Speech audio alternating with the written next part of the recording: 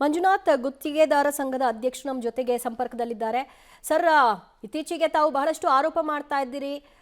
ಇಷ್ಟು ಪರ್ಸೆಂಟ್ ಆಗಿದೆ, ಎಷ್ಟು ಪರ್ಸೆಂಟ್ ಅಂತ ಹೇಳಲ್ಲ, ನಮಗೆ ಬಹಳ ಕಷ್ಟ ಆಗ್ತಾ ಇದೆ ಅಂತ. ಈಗ ಚಂದ್ರು ಲಮಾಣಿ ಅವ್ರು ಸಿಕ್ಬಿದ್ದಿದ್ದಾರೆ, ಏನು ಹೇಳ್ತೀರಿ? ಫಸ್ಟ್ ರಿಯಾಕ್ಷನ್ ಏನು? ಹೌದು ಮೇಡಮ್, ಇದು ನಮ್ ಗುತ್ತಿಗೆದಾರರಿಗೆ ಸಂದಂತ ಜಯ ಮೇಡಮ್. ಇದೇನಾಗ್ಬಿಟ್ಟಿದೆ ಅಂದ್ರೆ ಯಾವ ಗುತ್ತಿಗೆದಾರರು ಧೈರ್ಯ ಮಾಡ್ತಿರ್ಲಿಲ್ಲ, ಈಗ ನಮ್ಮ ಗುತ್ತಿಗೆದಾರರ ಮಿತ್ರರು ಧೈರ್ಯ ಮಾಡ್ತಾ ಇದ್ದಾರೆ. ಈ ತರ ಇದು ಆಗ್ಬೇಕು, ಯಾವಾಗ್ಲೂ ಆಗ್ಬೇಕಾಗಿತ್ತು, ಈಗಾಗಿದೆ. ಪಾಪ ಅವ್ನ ಸಹಾಯ ಬದ್ಲಿ ಇವ್ರನ್ನ ಹಿಡ್ಕೊಟ್ಟಿದ್ದೀನಲ್ಲ, ನಾವ್ ಇಡೀ ರಾಜ್ಯ ಗುತ್ತಿಗೆದಾರರ ಸಂಘದ ಅವ್ರ ಪರವಾಗಿ ನಾವ್ ಇರ್ತೀವಿ ಮೇಡಮ್. ನಿಮ್ಗೂ ಸಹ ನಾವು ಧನ್ಯವಾದಗಳು ಅರ್ಪಿಸ್ತಾ ಇದೀವಿ. ಸರ್, ಈಗ ನನ್ನ ಪ್ರಶ್ನೆ ಏನಂದ್ರೆ, ಬಿಜೆಪಿ ಶಾಸಕರೊಬ್ರು ಸಿಕ್ಬಿದ್ದಿದ್ದಾರೆ, ಇಷ್ಟಕ್ಕೆ ತಾವು ಜಯ ಅಂತ ಭಾವಿಸ್ತೀರಾ? ಆಡಳಿತ ಪಕ್ಷದಲ್ಲಿ ಇಲ್ವಾ ಇದು? ಹಾಗಾದ್ರೆ ಇದಾರೆ ಮೇಡಮ್, ಅಲ್ಲೂ ಇದಾರೆ, ಇಲ್ಲೂ ಇದಾರೆ, ಎಲ್ಲಾ ಪಕ್ಷದಲ್ಲೂ ಇದಾರೆ.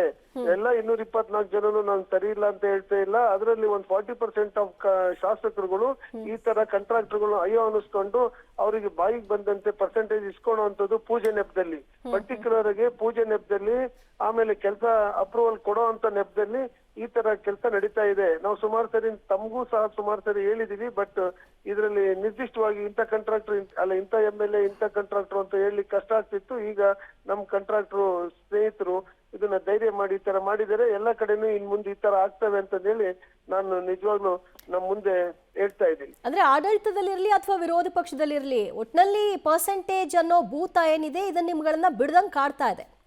ಡೆಫಿನೆಟ್ ಅಮ್ಮ, 100%. ಸಾಕಾಗೋಗ್ಬಿಟ್ಟಿದೀವಿ ಕಾಂಟ್ರಾಕ್ಟರ್ಗಳು, ನಾವೇ ಕಷ್ಟದಲ್ಲಿದ್ದೀವಿ. 37,000 ಕೋಟಿ ಪೆಂಡಿಂಗ್ ಬಿಲ್ ಇದೆ ರಾಜ್ಯವ್ಯಾಪಿ. ನಾನ್ ನೋಡಿ ಈಗ ರಾಯಚೂರಿನಲ್ಲಿ ಇದ್ದೀನಿ. ಈಗ ಸುಮಾರು 17 ಜಿಲ್ಲೆನಲ್ಲಿ ನೋಡ್ಕೊಂಬಂದ್ವಲ್ಲ, ಕಾಂಟ್ರಾಕ್ಟರ್ ಪರಿಸ್ಥಿತಿ ನೋಡ್ಬಾರ್ದು. ವಿಷ ಕುಡಿಯೋ ಪರಿಸ್ಥಿತಿ ಬಂದಿದೆ, ಪ್ರಾಣ ಕಳ್ಕೊಳ್ಳೋ ಪರಿಸ್ಥಿತಿ ಬಂದಿದೆ. ಅವ್ರಿಗೆಲ್ಲ ಸಾಂತ್ವನ ಹೇಳಿ, ಧೈರ್ಯ ಹೇಳಿ, ನಾವು ಸಂಘದವ್ರು ಇದೀವಿ, ನಾವು ಮಾಡೋಣ, ಮಾನ್ಯ ಮುಖ್ಯಮಂತ್ರಿಗಳ ಮೇಲೆ ನಂಬಿಕೆ ಇಡೋಣ, ಅವ್ರು ಪೇಮೆಂಟ್ ಮಾಡ್ತಾರೆ ಅನ್ನೋ ಒಂದು ಭರವಸೆ ಮೇಲೆ ನಾವು 32 ಜಿಲ್ಲೆನೂ ನಾವು ಪ್ರವಾಸ ಮಾಡ್ತಾ ಇದೀವಿ. ಇಂಥ ಸಂದರ್ಭದಲ್ಲಿ ಈ ವಿಚಾರ ಬಂದಿದ್ದು ನಿಜವಾಗ್ಲೂ ನಾವಲ್ಲೇ ನಾವು ಕಾಂಟ್ರಾಕ್ಟರ್ ಹತ್ರ ಅವರ ಜೊತೆ ಮಾತಾಡ್ಬಿಟ್ಟು ಅವರಿಗೆ ನೈತಿಕ ಸ್ಥೈರ್ಯ ತುಂಬಿದ್ವಿ ನಾವಲ್ಲೇ. ಇದರಲ್ಲಿ ಗುತ್ತಿಗೆದಾರ ತಪ್ಪು ಇದೆ ಅಂತ ಅನ್ಸಲ್ವಾ ಸರ್? ಕೊಡೋದಕ್ಕೆ ಶುರು ಮಾಡಿದಾಗ್ಲೇ ಅಲ್ವಾ ಕೇಳೋರು ಕೂಡ ಹೆಚ್ಚು ಮಾಡೋದು? ಅಮ್ಮ, ನಾವು ಮಾಡ್ತಿರೋದು ವೃತ್ತಿ ಧರ್ಮ.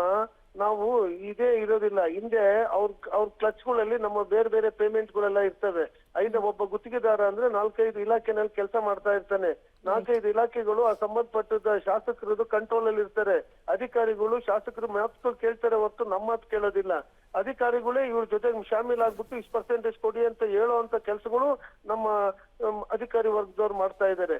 ಇದು ದೊಡ್ಡ ತಪ್ಪು. ಅಧಿಕಾರಿಗಳು ಕರೆಕ್ಟ್ ಆಗಿದ್ದಿದ್ರೆ ಈ ಪ್ರಾಬ್ಲಮ್ ಆಗ್ತಿರ್ಲಿಲ್ಲ. ಅವ್ರು ಫೇವರ್ ಆಗಕ್ಕೋಸ್ಕರ, ಅವ್ರು ಪ್ಲೀಸ್ ಆಗಕ್ಕೋಸ್ಕರ ಅಧಿಕಾರಿಗಳು ಈ ತರ ಶಾಸಕರಿಗೂ ನಮ್ಮ ಮಧ್ಯದಲ್ಲಿ ಬ್ರಿಡ್ಜ್ ಆಗಿ ನಿಂತ್ಕೊಂಡು ಪೇಮೆಂಟ್ ಕೊಡ್ಸೋಂತ ಕೆಲಸ ಮಾಡ್ತಾರೆ.